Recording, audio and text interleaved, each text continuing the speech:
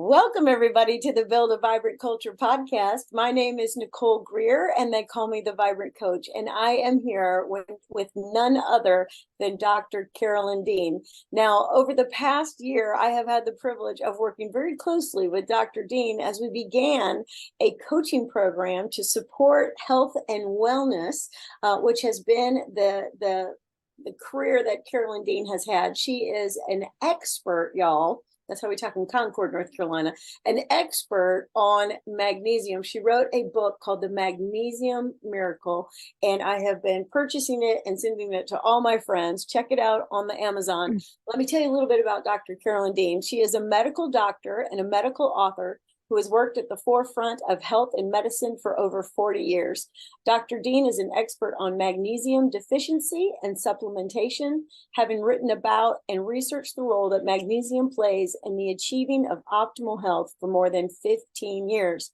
Dr. Dean's research culminated in, again, the publication of her amazing book of The Magnesium Miracle, which has become the definitive book on the subject. With her expertise, it extends to many other magnesium-related health issues, such as magnesium deficiency syndrome, total body meltdown.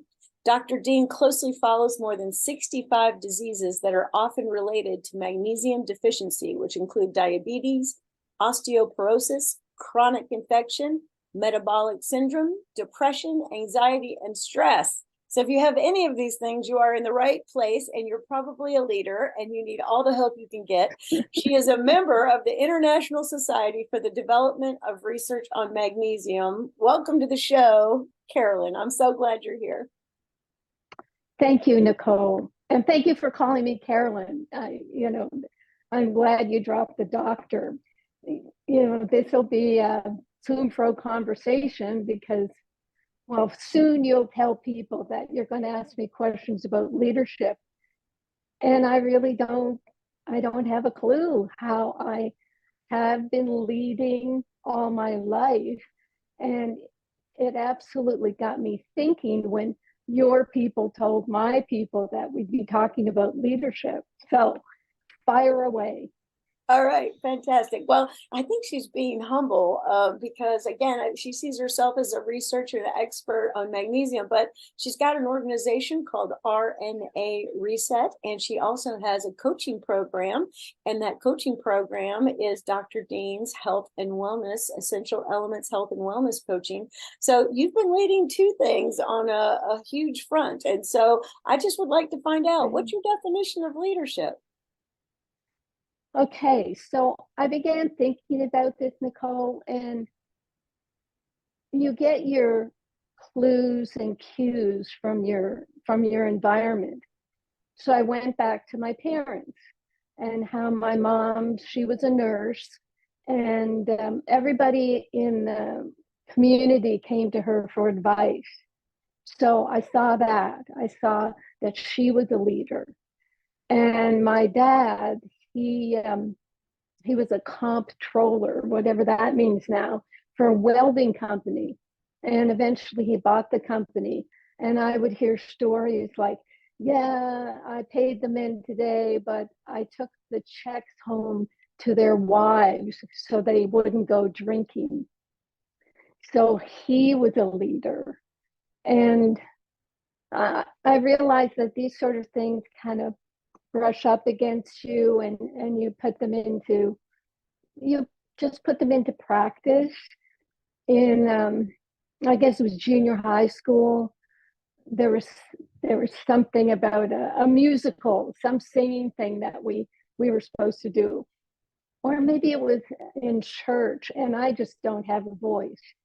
And it got back to my mother through the mother of a friend of mine that, well, thank goodness Carolyn can't sing, because she's doing everything else, but thank goodness she can't sing. That's something she can't. I mean, and just in my whole life, it's always been, I would take action, and I didn't really look behind me to see who was following me, because I was just happy taking the action. And here's my favorite story. You'll love this. I will. First day in medical school, 100 men and women. It was the first class that had more than a quarter women in the 100. We were 33 women. Okay, fine.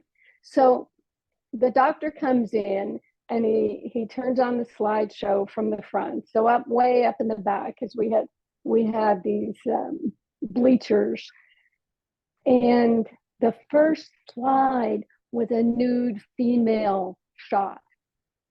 Whoa. And this was to encourage the male class, because it was always so predominantly male, to, pay attention, whatever.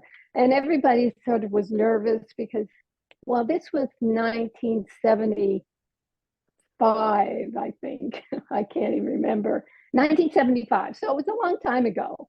And, the patriarchy was, well in hand, and or in control, I should say. So what that did is it had Buddy grabbing his satchel and running out of the lecture room. And the reason I did, actually, I'm mixing up my story, because that was day 3. Day 1, he came in and told this story, put up the nude female slide. By day 3, I had nude male slides in the carousel. And when the nude male slide went up, he took off like a bat out of hell, never came back. And overnight, everything changed in the med school.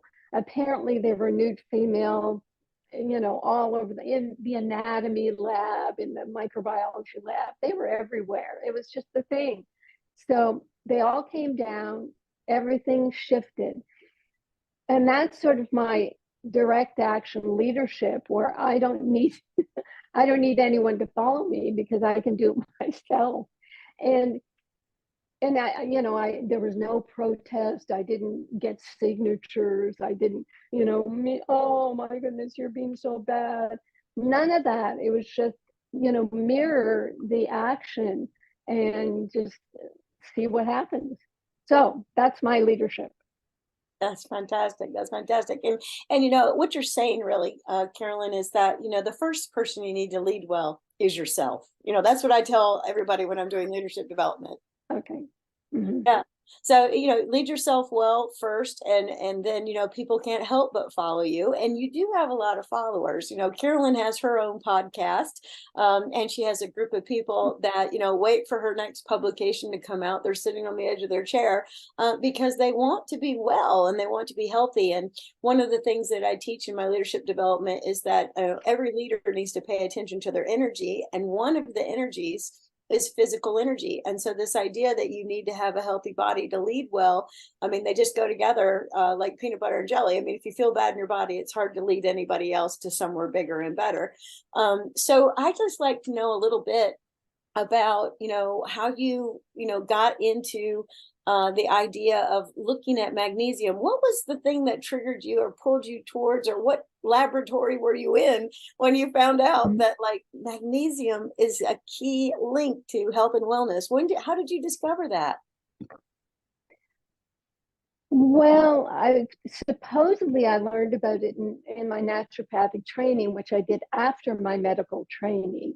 Yeah. And when I look back at my medical training, some of the biochemistry slides would have the Krebs cycle, the ATP energy cycle, and the glycolysis cycle, which feeds into the Krebs cycle.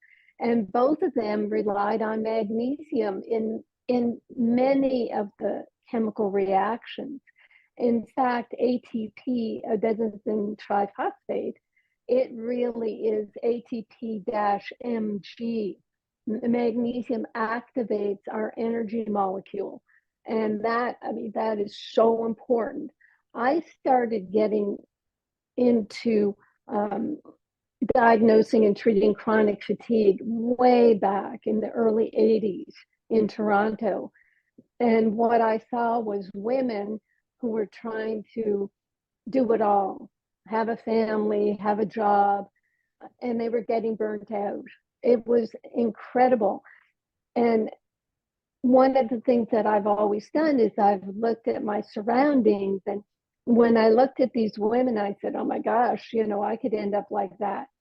And what I did when I first started my practice, I only did 4 days a week on the weekdays. And then the Wednesday in the middle, I would go and, observe in other practices or just do my reading and research. After maybe 5 or 6 months, my practice was completely full because there were no other doctors doing naturopathic medical practice. So I was completely full. Now, what would a burnout victim do when they got that busy? They would move to a 5-day week or even a 6-day week. What did I do? 3-day week. There was no way I was going to let myself, just run myself into the ground as if I was a martyr. And that's one of the quote leadership things I guess I recommend to people is you take care of yourself first. What do they say on the plane? When the oxygen mask drops down, you put it on your own face first, and then maybe you can help somebody. You take your supplements, you do your exercise, you get your sleep, you help yourself first, and then if you have the energy, you help other people. So with magnesium, what happened there is I had been practicing in Toronto for about 13 years. I was asked to come to New York to do an AIDS and chronic fatigue study using alternative methods. So I was banging around New York. A small health publishing company asked me to write a book. I had already written kind of a manual for patients, and I called it When You Can't Reach the Doctor, because I didn't want to carry a buzzer. I had an answering service that I occasionally answered. So what I do in my practice is I gave out this I guess mimeographed booklet. Actually, a very good leader type person who came to my practice as my secretary, she took it upon herself, which is what I love in people I work with. She took it upon herself to take the dictation I did. She typed it up.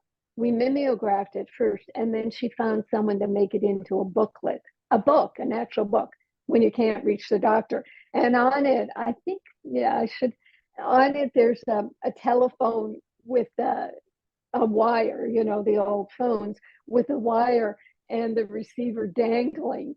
Nobody's answering the phone. And on the back of the cover, we put my picture when I was like 5 years old as a little Shirley Temple. So anyway, where was I, Nicole? In New York, I was doing this research, and somehow this little book got published, and then the local TV station that started asking me to come on, and I eventually got on The View and did a number of segments with them until they started doing direct-to-consumer drug advertising.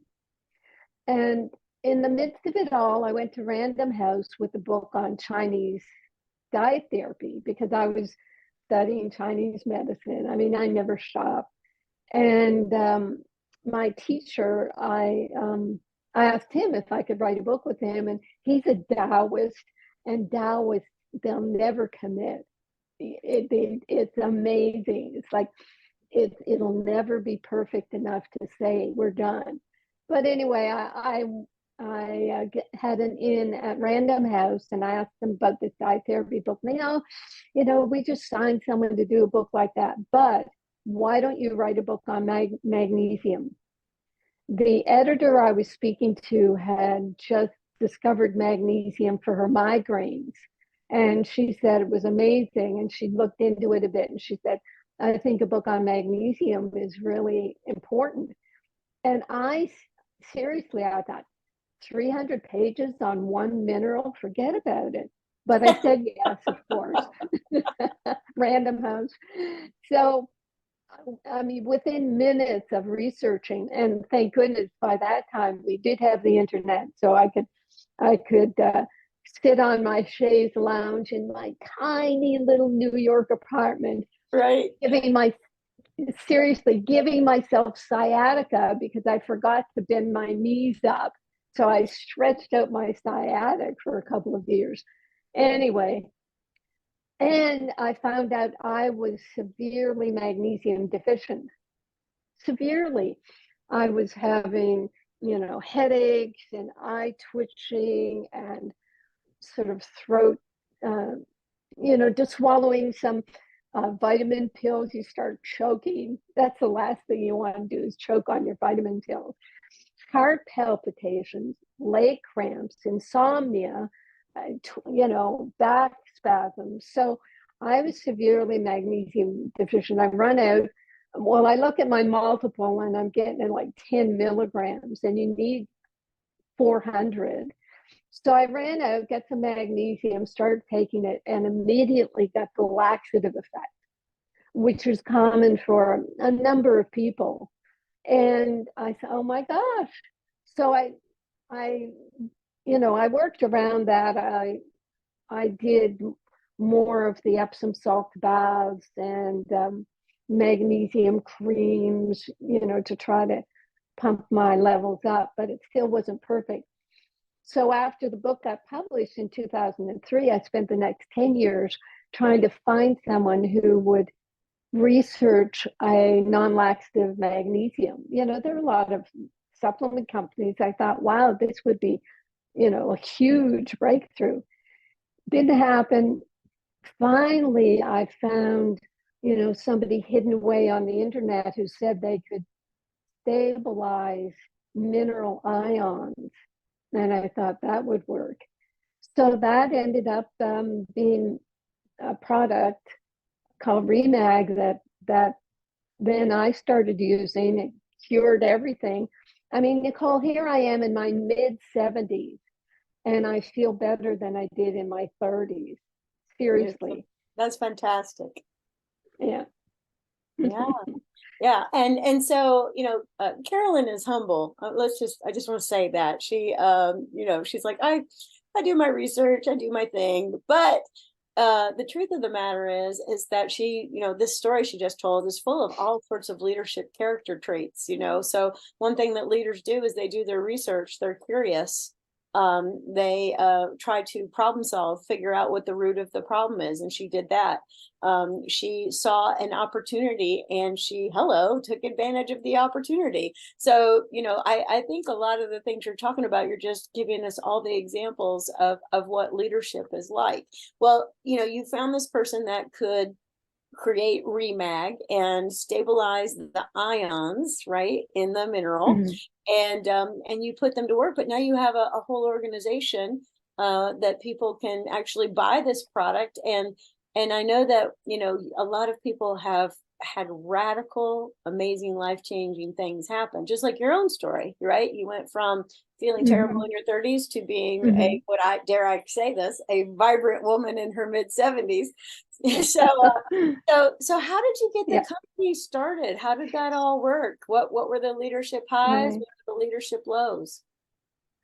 Well, I had the Remag, and I guess someone offered, I mean, it's a big story, but someone offered to sell it for me, a distributor. Because I mean, what was I doing at the time? I was writing books, I was doing consulting, both for corporations and individual consulting. And I just didn't have time to create a company. So the distributor did that for a while with the Remag until I found out he was ripping me off. so then I had to take over the company in 2014 myself.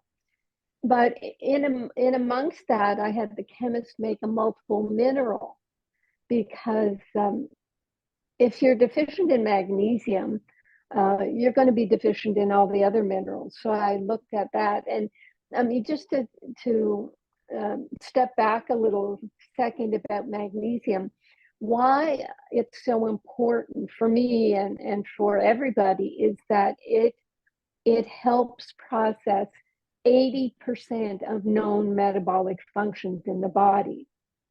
Now, we talked about energy, and that is huge, but from head to foot, it activates every muscle and every nerve, and it keeps those muscles and nerves from overdoing it because it neutralizes the calcium that's in charge of creating the action potential in the muscle or the nerve. So there's this balance of magnesium and calcium.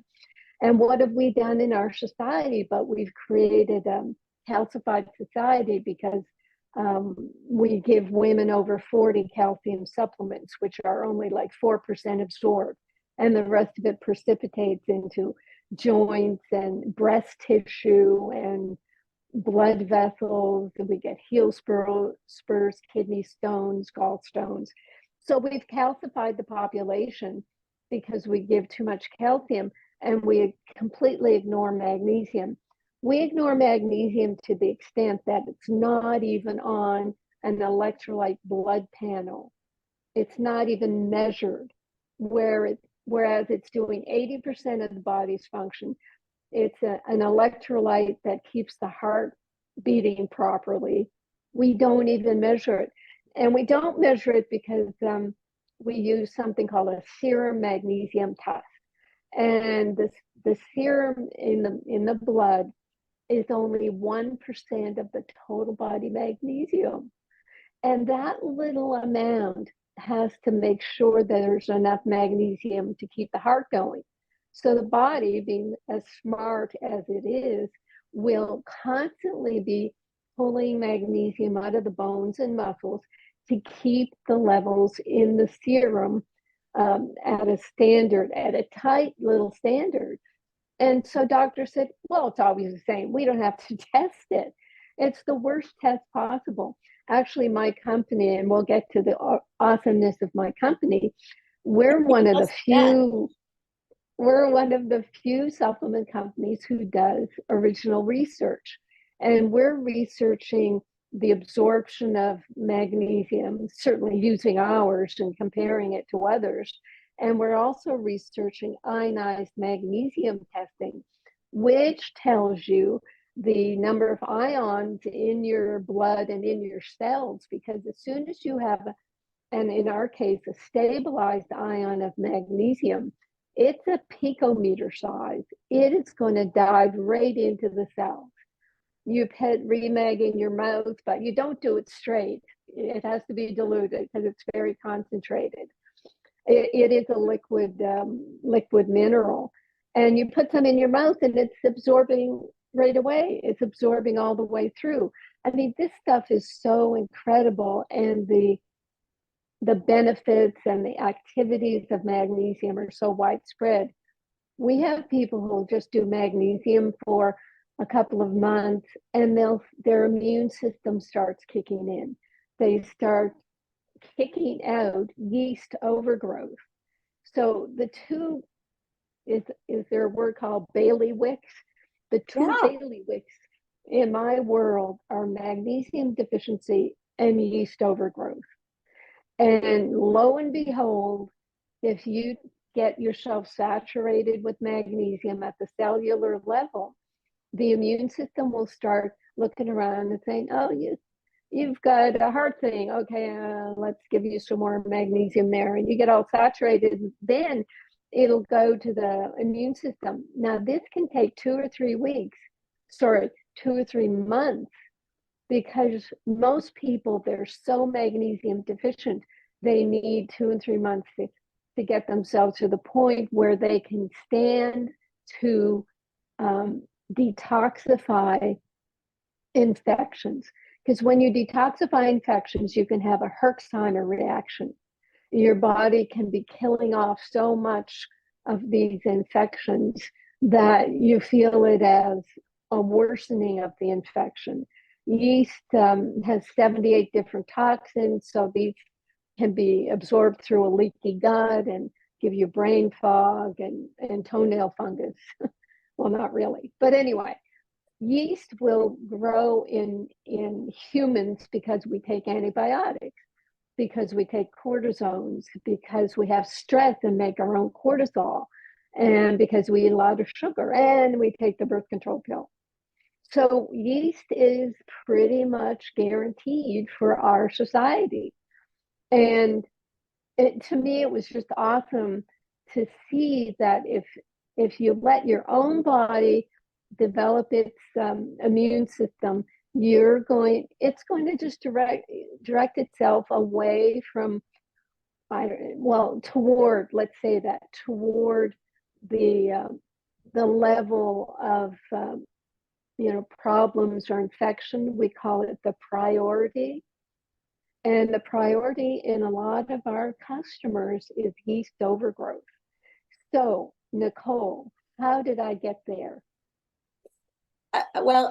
Two things I want to say about everything that you just shared. Okay. So obviously, don't miss this, all my leaders who want to build a vibrant culture.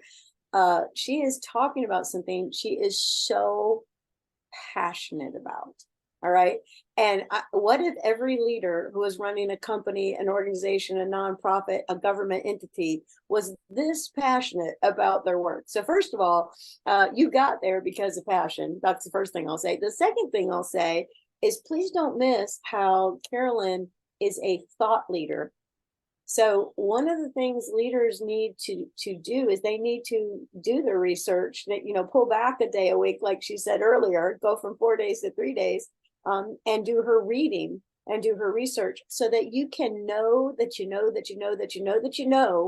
what you're talking about is important, and that it's real and that it needs to be addressed in this world. And so there's two more examples of Carolyn showing you what great leadership looks like. It's really a lot about being a thought leader and being passionate. So that's how you got there. You got on your passionate thing and there you went. And I don't want to miss, did you guys hear her say, everybody, did you hear her say, she said, if you don't have magnesium, you'll get brain fog.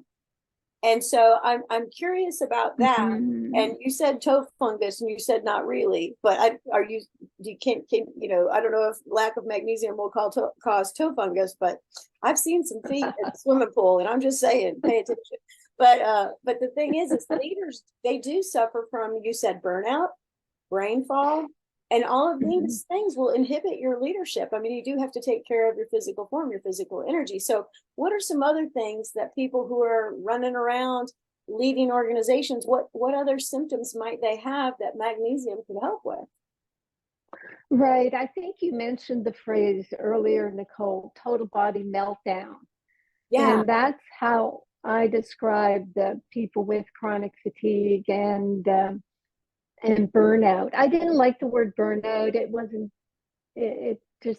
expressive enough. And people equate burnout with adrenal fatigue or adrenal collapse. But what I was seeing, first of all, in Toronto, when I was working with a group of chronic fatigue people, and then in Manhattan with the AIDS and chronic fatigue people, we would do blood tests. We did every blood test in creation.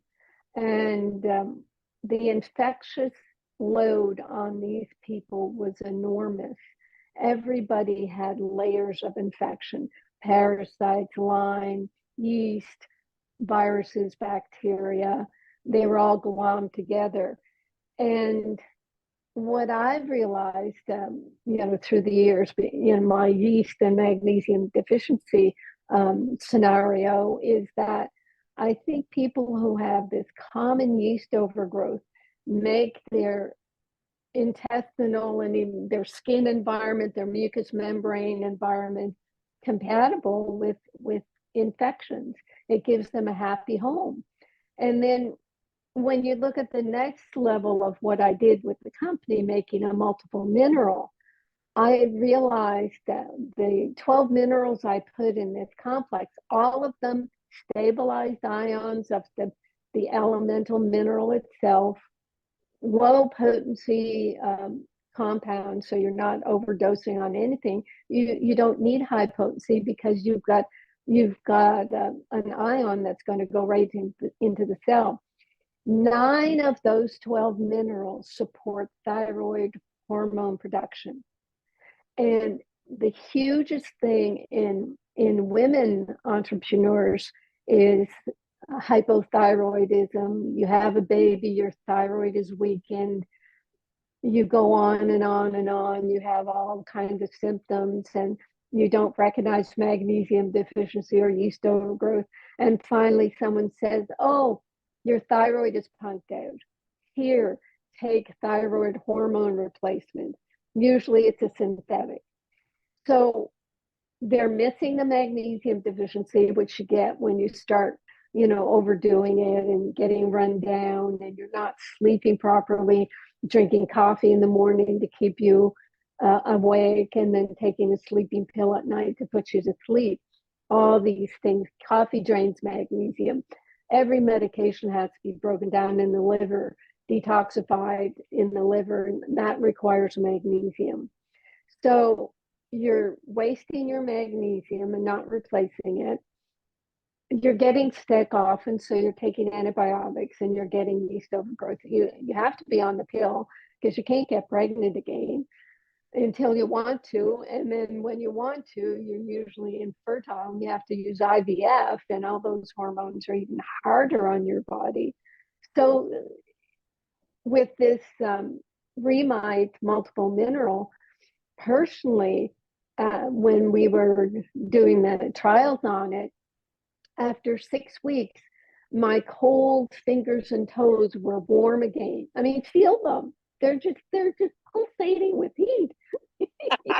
and so I was on Armour thyroid. I was on 60 milligrams of Armour thyroid. So I stopped that. I don't tell people to stop it the way I did though. Now wean off it, do your blood tests and everything. But seriously, we've had thousands of people who found that their thyroid hormone production increases when they have the minerals. We think about iodine for the thyroid, and maybe some people have, oh, there's selenium too, but there's also boron and copper and molybdenum and manganese and magnesium, of course. There's 9 minerals, and everybody's ignored it. Actually, let me just sidebar here, because interestingly, I've been interviewed by a number of young, so far male biohackers, and I'm saying to them, look, I've been biohacking for 50 years, and I'm a biohacker. I'm a biohacker graduate because I've found the answers. You guys are going to have to find a new occupation, because once you hear what I have to say about taking stabilized mineral ions and food-based vitamin C and the B's and omega-3 from algae and vitamin D and K2, you get your building blocks for your body, and then you just go about your life and do because your body takes care of the business. You don't have to keep biohacking. These people, they have no idea of the concept of first do no harm. They are causing themselves so much crazy bits of harm that could build up. Oh yeah, I took high niacin and it kind of burned me out, and then I had to do this, and what they're doing with most of these supplements are taking synthetics, high dose synthetic supplements, and then when they go into their ice dips, where they jump into a right, like Tony Robbins is always jumping in the cold water, right? Right. And even the 220-degree saunas, what they're doing is putting their body in a fight or flight mode. They're making their body think that it's dying. They are actually putting their body up against a death zone, and the body responds. And oh, isn't this amazing? The body responds with high growth hormone. Oh, and look, we got this blood test that's improved, and that the body is screaming that it's dying. So it's just it's pulling out all the stops. And what happens is, after a little bit of this activity and insult, you don't have the building blocks to make more adrenaline or to make more growth hormone or to create the cortisones, natural cortisones. You don't have the building blocks because you're not replacing them. You're using perhaps synthetics. So I'm on a mission to stop this biohacking movement. Just tell people you can graduate. Right, right. Okay, so I think that another thing that Carolyn is demonstrating right now that's so important for leadership is that, if you have a really great product that is the answer, you can go a long way with it, right? And you have to know what your product does. You have to know how to put it to work, the way to deliver it to market. And then be able to talk about it again in a very passionate way. And she threw in this thing at the end where she says, I'm on a mission. And so I just want to say to everybody that leaders need to talk like that, right? They need to say, I'm on a mission to do this, or I'm on a mission to do that. And show other people the way to go. So I know you have a lot of followers, right? And one sign of a great leader is that they have great followers. And so you've got a whole group of people. In fact, one story was told to me by your CEO, Jenny Sanders. She told me that she came and started working alongside you, and that some of your customers believed so much in the product that they said, can I help some way? Can I get the word out? And they ended up becoming the customer service team, which I think is a fantastic story. Will you talk a little bit about that? That's exactly where I wanted to go next, because you have to have a good team behind you. And Jenny Sanders I couldn't do the company without her. Right. When the first distributor ripped me off for $500,000, oh my God, I had an interim group doing my shipping and delivery. And Jenny was a customer, and she'd worked with this distributor and saw how sketchy it was. And she offered to be my everything. She came to me. And like you say, she loved the products and she benefited from them. She didn't want to see them die. And so she set up her company to run my company. And it's been like, a married match made in heaven. And she was doing customer service, just like you said. Most of our customer service people come from customers. And the minute they're hired, they become partakers in our formulas, because everybody on any level of health or wellness, you need the building blocks that we no longer find in our food or water. Every one of our customer service people has a story to tell.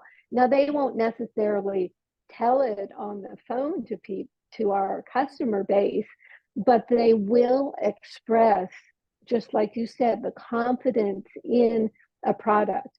I can't imagine selling a product where a person just said, yeah, well, I've never taken it, but I hear it's good. That's so horrible. So our customer service team take the products, read my literature, listen to my podcast. I said in the beginning to Jenny, I don't know if you can clone me. But my message, as we realized when Jenny, she took on the training of these people, and we realized my message was pretty basic: magnesium deficiency, yeast overgrowth, and here's what you do for it. But actually, Nicole, in terms of leadership and entrepreneurs and people doing their own business, the supplement industry, it's very difficult these days because the FDA hates us. The FDA gets about 55% of their funding from drug companies. and from user fees. Supplement companies don't give the FDA user fees because we don't have to do the testing. You know, we have generally regarded as safe supplements, grass supplements. The FDA wants to change all that. They are barreling through the supplement industry, telling us that you're not allowed to make any claims. You can't have testimonials on your website. Nobody can say that their disease was helped by your product. If you intimate that your product is helping a disease, you're making a medical claim and you can be prosecuted. And if you want to make a claim about a supplement that treats a disease, that means it's a drug and you have to do your billion-dollar drug trial. I think it was April of 2023, this year, the FDA sent out 670 letters to all the food, dietary supplement, herbal, homeopathic companies in America and said, if you make any claims about your product, and we'll decide what it constitutes a claim, you could be subject to a $50,000 fine for each claim. Now, my company, RNA Reset New Capstone, we did not get a letter because we know the rules and we follow the rules. So you don't have to worry that we're ever going to, close up shop because we know what we're supposed to do. And you mentioned the wellness coaching that we're doing with you, creating with you. Thank you very much. Oh, thank you. That is very important because people are going to be left stranded when they realize that they're not able to access any information that tells them what products do or how they may be helped with them. Doctors don't know how to talk about nutrients. You're not going to get any companies being able to talk about nutrients anymore. So you're going to depend on wellness consultants who have the information to hand it over to you. So, I mean, that's what I see happening. What do you think of that? Well, first of all, I don't miss everybody that this is a leadership quandary, right? The leadership at the FDA is being influenced, right?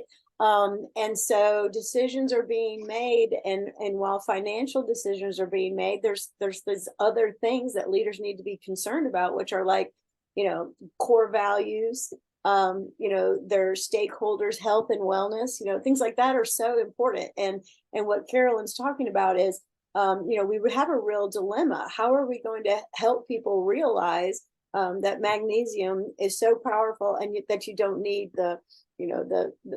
you may not need, let's say it that way, the several prescriptions that you're on if you got your basic magnesium levels up to the level that they need to be at. So I think the whole thing is a leadership mess, right? Because it's hard for anybody who's going to get up in the morning. What should I eat today? I mean, this is a huge question.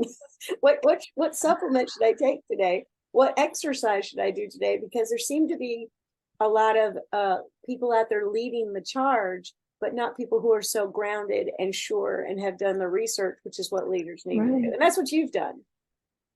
Right. Yes, there are too many people out there giving their personal opinions. I mean, you'll see on TikTok or whatever. I forget where I saw this. Somebody recommending eating 20 bananas a day. 20 bananas. And when you do the calorie count and the sugar count on bananas, it's like they're getting 20 teaspoons of sugar put into their system. And maybe a young person could burn that off. Who knows? But it's crazy what's out there. And people are looking for reliable sources of not just telling them what to do, because actually I went through that in 2008, Nicole, when we had the last big financial crash, and people had been looking at my online wellness program. I created 110 modules of everything you needed to do about being healthy, and unplugging your Wi-Fi at night. I mean, walking barefoot, everything you hear about. I had it in this course.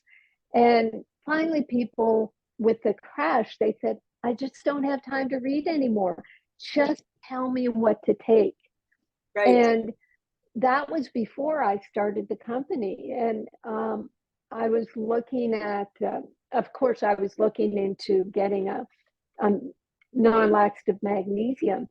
And when I started working on the products, I had all my 50 years of medicine and naturopathy behind me, all the things people have told me over the years, all the courses I've taken.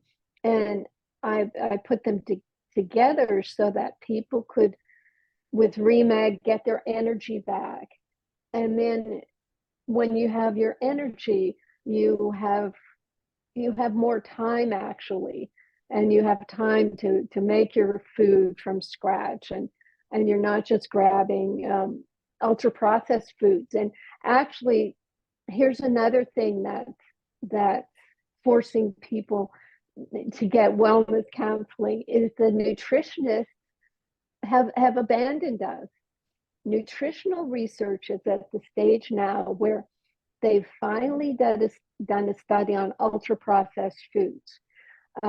Dr. Kevin Hill had two groups of people in a hospital ward and fed them for a month. Fed, the SAD, standard American diet to one group, and an ultra processed diet to the other group. And he said the calories were equivalent, supposedly the nutrients were equivalent. That's what he said.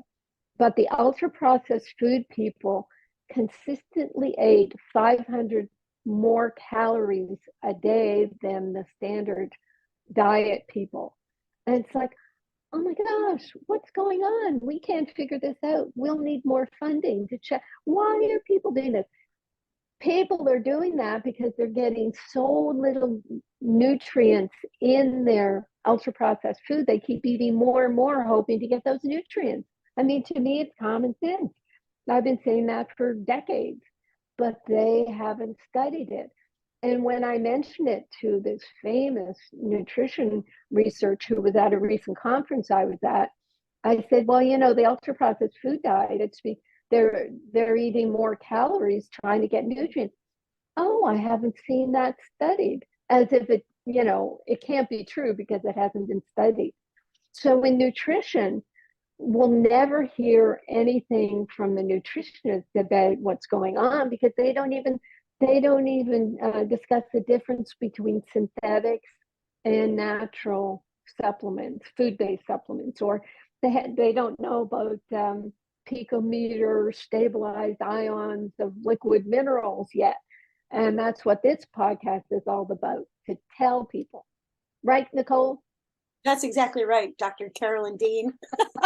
Yeah, and so people are probably, you talked about the coaching. I just want to go back there for a hot second because we're almost out of time. But one of the things that Jenny, who is affectionately called Jenny Almighty, and Dr. Carolyn Dean and myself have been up to is we have put together Dr. Dean's Essential Elements Wellness and Health Coaching. And we've put this whole program together to help serve people because, you need a safe person to sit with, to talk through what your goals in life are. And, there's this huge connection between, living what I like to call your most vibrant life and then having the body to do it. So, what we're trying to do is we're trying to bridge this idea between, you might have goals, you might want to have a fabulous career, grow your business, become a leader, build a vibrant culture. You want to do all these things, but you're going to need to have a healthy body in order to do that. And so all of those little modules that Dr. Dean put together back in 2008, we're taking that information, giving it to our coaches, weaving it together with my Shine coaching methodology, and we are giving people an opportunity to sit down with a trained, amazing, our first group, our legacy coaches, to see what we can do to help them absorb this information, get themselves on whatever supplements or formulas they need to be on, and then get after a really big goal in their life. So the work that we're doing, your stuff we're just evolving, right? So we're creating a great container of coaching to get this done. Yeah, very well said. I like the way that sounds. I think I'll join up. Yeah, I don't think you need a coach. I mean, I've always said everybody needs a coach, but don't miss this. Dr. Carolyn Dean is very good at leading herself well. And one thing I did want to mention real quickly is that you're over in Maui. Am I correct? Do I have my story right? Yep. And you are working on a farm. And you don't miss that she said, a food-based, not a synthetic supplement. So will you talk a little bit about your farm? It's jumped into our conversations many times, but I don't really know that much about it. Tell me how you're leading that effort, because she's leading that effort too, people. So will you talk a little bit about that? Right. Well, my husband Bob and I, we've always tried to eat organic, and everywhere we've gone, we'd find a health food store. I tried to grow things, never had the time to do it. In New York, I joined community supported agriculture group, CSA. You can do that all over America, CSA, community supported agriculture. So I did that in New York, right in Manhattan. When we moved to City Island out in the Bronx, a little tiny island, no health food store at all.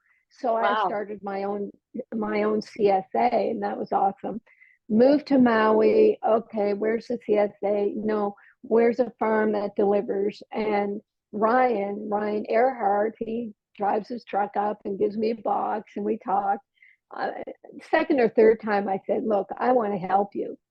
Can I get involved? What's going on?" And he's a very loquacious young man, and at the time he said, "Well, I'm trying to get this tractor over from Italy for the farm, and I can't get a bank loan for it." What the Italian tractors have, because they're working on slanted land, they have tractors that has a cab that rotates. So you go up a hill, and instead of turning the whole tractor around, which can fall on top of farmers and kill them, that's their biggest means of dying in farming, is their tractor falling. So anyway, I just had my company outright buy it because I thought, eventually I'll do something on the farm. $80,000 tractor.